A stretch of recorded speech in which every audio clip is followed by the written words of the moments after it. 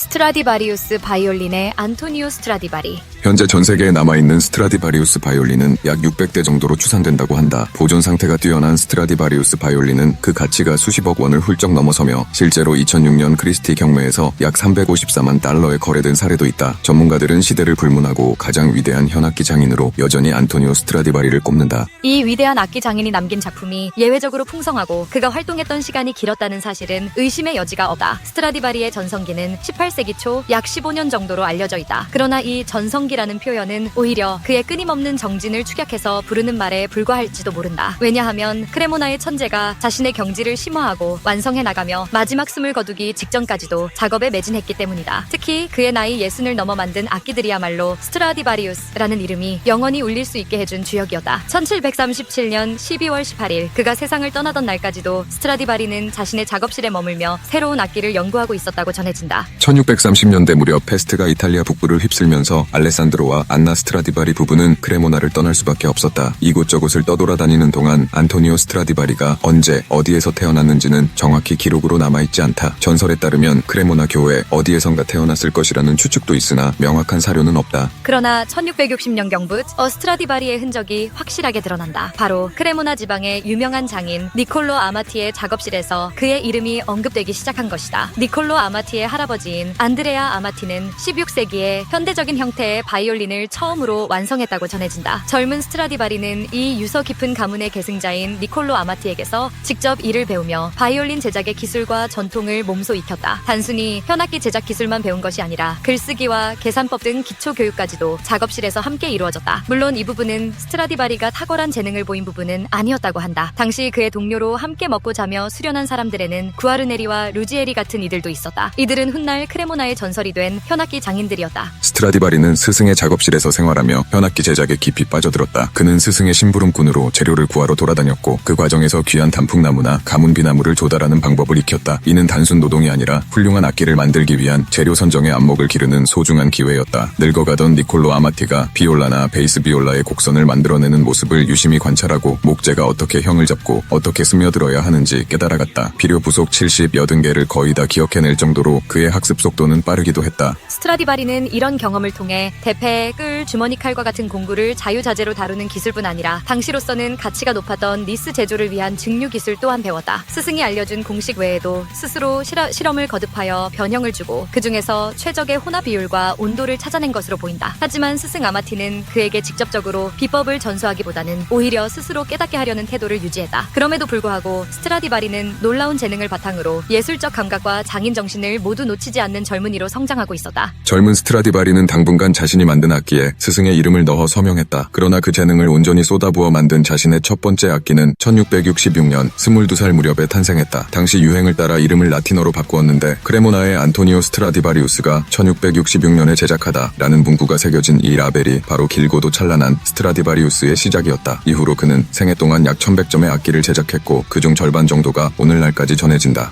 1668년 스트라디바리는 마침내 니콜로 아마티의 품을 떠나 독립공방을 차린다. 그리고 자신보다 나이가 많던 젊은 과부 프란체스카 페라보스치와 결혼하여 6명의 자녀를 두었다. 두 아들인 프란체스코와 오모보노는 아버지의 뒤를 이어 현악기 제작자가 되었다. 스트라디바리의 명성은 점점 높아졌고 경제적 형편도 크게 나아졌다. 그는 크레모나의 장인들이 밀집해 살던 피아자산 도메니코에 대저택을 마련하게 된다. 그러나 스승 니콜로 아마티도 아직 생존해 있었다. 생애 말년에 접어든 아마티의 영향력은 여전히 절대적이었으며 스트라디바리는 아직까지 스승의 스타일을 확실히 뛰어넘은 상태가 아니었다. 그러나 아마티는 제자가 자신을 능가할 것임을 예감했는지 그를 공식 후계자로 지목했다. 그리고 곡면을 너무 많이 구부리지 말게. 그러면 소리가 부드러움을 잃지 라는 조언을 남기고 세상을 떠났다. 아마티가 사망하고 나서도 스트라디바리는 한동안 아마티풍에서 완전히 벗어나지는 못했다. 그만의 고유한 소리를 얻기까지는 몇 년의 시행착오가 더 필요했다. 처음에는 좀 더 길고 폭이 좁은 바이올린을 만들다가 이후 폭을 넉넉히 하고 곡면 두께를 엄격하게 관리하는 식으로 변화를 꾀했다. 높이를 살짝 낮춘 것도 이 무렵이다. 결국 스승이 마지막으로 남긴 조언이 스트라디바리의 악기 설계에 큰 영향을 끼친 셈이다. 스트라디바리는 1698년 52살이 되던 해에 첫째 부인 프란체스카를 잃었다. 그러나 그가 호라비로 지낸 시간은 오래가지 않았고 이듬해 자신보다 20살 젊은 안토니아 잠벨리와 재혼했다. 두 번째 부인과의 사이에서는 또다시 5명의 자녀가 태어났다. 그 무렵부터 스트라디바리가 맞이한 시기를 흔히 황금시대라고 부른다. 크레모나의 거장이 이탈리아 국경 너머로까지 명성을 떨치게 된 것이다. 유럽의 왕자, 부유한 귀족, 그리고 저명한 유명한 음악가들은 모두 스트라디바리의 바이올린을 손에 넣고자 열을 올렸다. 이 은총의 세월에 스트라디바리가 만들어낸 바이올린은 확실한 손놀림, 목재 선택의 엄격함, 고품질 니스, 순수하고 완벽에 가까운 형태적 균형이 하나로 융합되어 이전 시대 어떤 악기도 범접할 수 없는 경지에 이르렀다. 오늘날에도 스트라디바리우스라는 이름이 단순히 역사적인 유물 이상의 가치를 지니는 것은 바로 이 황금시대에 완성된 악기들이 인간의 귀로도 과학적 분석으로도 비할 데 없는 소리의 아름다움을 지니고 있음을 증명하고 있기 때문이다. 그러므로 당시의 왕족과 부호들이 그의 작품에 열광했던 것은 결코 과장이 아니었다. 이 시기 스트라디바리가 생산한 악기들은 모델과 이름을 붙여가며 오랜 세월 수많은 연주자들의 손을 거치면서도 굳건히 살아남아 우리에게 전해진다. 1737년 겨울 스트라디바리는 결국 생을 마감했다. 그는 마지막 숨을 거두기 직전까지 작업실에서 악기를 만지며 지냈다고 전해진다. 크레모나에서 현악기 제작의 아버지라 불리던 인물이 세상을 떠나자 그 아들 프란체스코와 오모보노는 배를 이어가기가 어려웠고 결국 도메니코의 작업실 문은 닫히고 말았다. 그러나 스트라디바리가 죽은 후 당장 그의 위대한 업적이 널리 기려진 것은 아니었다. 50년 가까운 세월 동안 스트라디바리의 이름은 사람들의 기억에서 점차 흐릿해졌고 그의 바이올린들도 잠시 잊혀지는 듯했다. 만약 코지오 백작 살라부에와 루이지 타리시오 같은 괴짜 수집가들이 나타나지 않았다면 아마 스트라디바리우스의 역사 자체가 사장되었을 가능성도 있었다. 피에몬테의 코지오 백작 살라부에는 스트라디바리의 악기에 지대한 열정을 품고 있었다. 그는 자신의 성에 스트라디바리우스를 비롯한 희귀 악기들을 수집해둘 뿐 아니라 목자의 조각, 틀, 끌, 공명통의 핀, 각종 형판과 크로키 같은 작업 도구와 자료를 꼼꼼하게 모았다. 스트라디바리의 막내 아들 파올로가 가난에 허덕여 작은 유품까지 팔아야만 했을 때 코지오 백작은 그것을 재빨리 사들이기도 했다. 일부 위조의 흔적이 남긴 했으나 그의 집요한 연구와 수집은 훗날 스트라디바리우스를 복원하고 재평가하는 데 큰 힘이 되었다. 루이지 타리시오는 코지오 백작과는 전혀 다른 성격의 인물로 보잘것없는 목공 출신의 방랑자이자 고물장수였다. 그는 각 지역의 다락방과 광을 뒤져서 값싼 물품과 스트라디바리우스 같은 귀중한 현악기를 물물 교환으로 얻어냈다. 이후 파리나 런던의 뛰어난 현악기 제작자나 음향 전문가들에게 되파는 과정을 반복하며 어느덧 자신도 탁월한 악기 감정가가 되었다. 이렇게 수집된 악기 중 하나가 바로 메시아라는 이름으로 유명해진 스트라디바리우스다. 타리시오는 이 바이올린을 자랑스레 언급했지만 정작 누구에게도 보여주지 않았고 사람들은 메시아라는 이름에 호기심을 갖게 되었다. 그가 숨을 거두었을 때 이 바이올린을 꼭 끌어안은 채 발견되었다고 한다. 스트라디바리의 이름이 다시 주목받게 되면서 사람들은 자연스럽게 그의 악기가 과연 왜 그렇게 특별한가라는 의문을 품게 되었다. 19세기부터 20세기에 이르기까지 스트라디바리우스의 바이올린을 해부하고 그 목재, 바니쉬, 공명 구조, 곡면의 각도 등을 연구하려는 시도가 이어졌다. 특히 20세기 중반 이후에는 물리학, 화학, 재료공학, 음향공학 등 다양한 분야의 과학자들이 이 전설적인 악기의 비밀을 밝혀내려고 했다. 대표적으로 꼽히는 것이 바로 니스의 비밀이다. 현악기의 표면에 발라지는 니스는 외관을 아름답게 하는 것뿐만 아니라 공명의 품질과 음색에 직간접적으로 영향을 미친다. 현대의 과학자들은 스트라디바리가 사용한 니스 성분에 대해 X선 형광 분석, 적외선 분광법 등 첨단 장비로 조사해 보았지만 그가 쓴 재료는 특별하기보다는 당시 북이탈리아에서 흔히 쓰였던 수지와 기름, 무기물 등이었다는 결론에 가까워졌다. 결국 마법의 니스 같은 단순한 설명보다는 스트라디바리의 꾸준한 실험과 교정, 그리고 목재와 니스의 최적 궁합을 찾기 위한 예술적 장인적 감각이 만들어낸 결과라는 시각이 유력하다. 또 다른 가설로는 목재의 특수성이 자주 거론된다. 17세기 말부터 18세기 초까지 유럽 기후가 이른바 소빙기로 불릴 만큼 비교적 추웠다는 점, 그리고 그 시대의 벌목, 건조, 저장 방식 등이 현대와 매우 달랐다는 점에서 스트라디바리가 사용한 목재에는 오늘날 찾기 어려운 밀도와 균일성이 있었다는 것이다. 게다가 크레모나 현악기 제작자들이 이용한 알프스 산록의 단풍나무와 가문비나무는 강도가 높고 공명 특성이 좋아 바이올린 제작에 최적의 조건을 제공했다. 더 나아가 소금물이나 특수 화학물질에 목재를 담가두어 공명과 내구성을 높였다는 가설도 있으나 이를 명확히 입증할 만한 직접적 증거는 부족하다.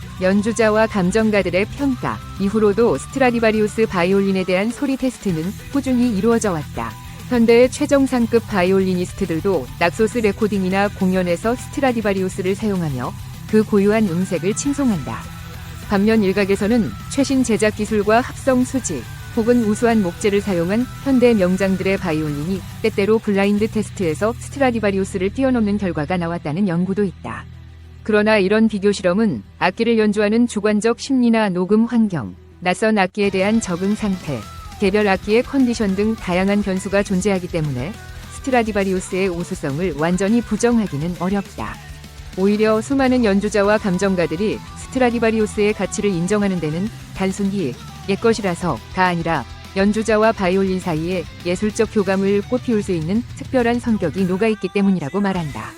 미세하게 떨리는 울림, 힘차면서도 부드러운 고음력의 특성, 그리고 중저음력에서 울려 퍼지는 깊이 있는 음색은 단순한 공학적 수치만으로 완전히 해석하기 어려운 부분이다. 오늘날의 스트라디바리우스, 현존하는 스트라디바리우스 악기가 600대 정도로 추정된다는 것은 그의 생애 동안 무려 1100점에 달하는 악기를 만들었다는 사실에 비추어 보면 상당수의 악기가 사라지거나 파손되었음을 의미한다. 그러나 남아있는 600여 대조차 보존 상태가 제각각이어서 완벽하게 원형을 간직한 것부터 개조나 수리, 부분 교체를 거친 것까지 종류가 다양하다. 그중 보존 상태가 좋은 악기들은 앞서 언급했듯이 천문학적인 가격에 거래된다. 경매 시장에서 이름을 떨친 스트라디바리우스 중에는 나폴레옹, 메시아, 몰리터, 베치니안스키 같은 별칭을 가진 것들이 있으며 소유주나 연주자에 따라 이름이 다르게 붙여지기도 했다. 어떤 악기는 파가닌이나 프리츠 크라이슬러, 예우디, 메뉴힌, 이차크 펄만 같은 전설적인 바이올리니스트가 사용했다는 이력 하나만으로도 가치를 더욱 높이기도 한다. 그렇게 한 대 한 대가 고유명사를 얻고 영웅시되고 또 갖가지 행복과 불행의 이야기가 덧붙여져 바이올린 역사 속의 영웅이 되어간 것이다. 이렇듯 안토니오 스트라디바리가 걸어온 삶은 그 자체로 바이올린 제작의 역사였으며 그의 작품들은 세월의 풍파를 견디면서도 여전히 생생하게 울려 퍼지고 있다. 패스트가 몰아치던 시대의 혼란 속에서 정확한 출생 기록조차 전해지지 않던 소년이 니콜로 아마티의 작업실로 들어가 스승의 그늘을 지켜보며 실력을 연마하고 결국 누구도 넘볼 수 없는 경지에 오르기까지 그의 삶은 열정과 인내 그리고 예술을 향한 순수한 집념으로 가득 차 있다. 스트라디바리는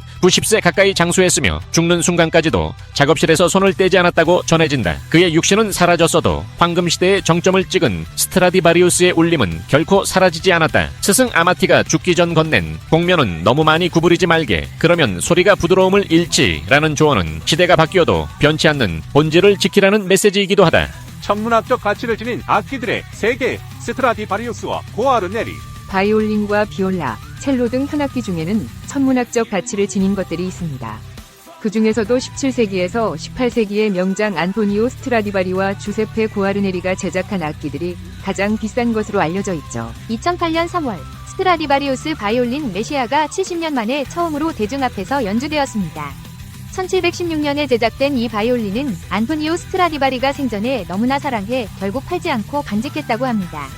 지금은 영국 옥스퍼드 박물관에 소장되어 있지만 기증 조건으로 인해 연주가 허용되지 않고 있습니다. 한편 주세페 고아르네리가 1741년에 만든 바이올린은 2010년 경매에서 약 215억 원에 낙찰되며 경매 사상 최고가를 기록했습니다.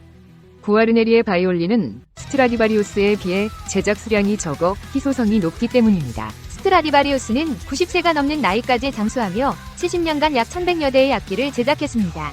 하지만 고아르네리는 40대 초반에 요절에 현존하는 악기 수가 150여 대에 불과합니다. 이처럼 공급의 부족으로 고아르네리 악기의 희소 가치가 높아져 경매 낙찰가도 스트라디바리우스를 넘어서는 경우가 많습니다. 두 명장이 제작한 악기들의 가치가 이렇게 천문학적인 이유는 무엇일까요? 우선 제작 기술과 음향의 탁월함이 꼽힙니다. 스트라디바리와 고아르네리는 바이올린 제작 역사상 가장 뛰어난 명인들로 평가받고 있죠. 특히 스트라디바리의 경우 오랜 기간 연구를 거듭해 나무 건조와 배합 비율 등 독자적인 기술을 개발했습니다.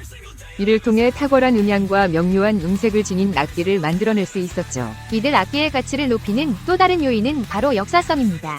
300년이 넘는 세월 동안 수많은 연주회와 작품 활동에 활용되며 음악사에 남긴 발자취가 크기 때문입니다. 대부분의 스트라디바리우스와 고아르네리 악기들은 유명 연주가들이 애용했던 것들이죠. 이처럼 역사적 의미와 명성이 덧붙여져 그 가치가 배가 된 셈입니다. 세상에서 가장 비싼 악기는 다음과 같습니다. 1719년 제작된 스트라디바리우스 바이올린 메시아, 2011년 경매에서 약 224억 원에 낙찰되었습니다. 1737년 제작된 과르네리 델 헤수 바이올린 발프레디, 2011년 경매에서 약 212억 원에 낙찰되었습니다. 1721년 제작된 스트라디바리우스 비올라 맥 당넬, 2003년 경매에서 약 133억 원에 팔렸습니다. 1736년 제작된 과르네리 델 헤수 첼로 봉퀴오, 1988년 경매에서 약 94억 원에 팔렸습니다.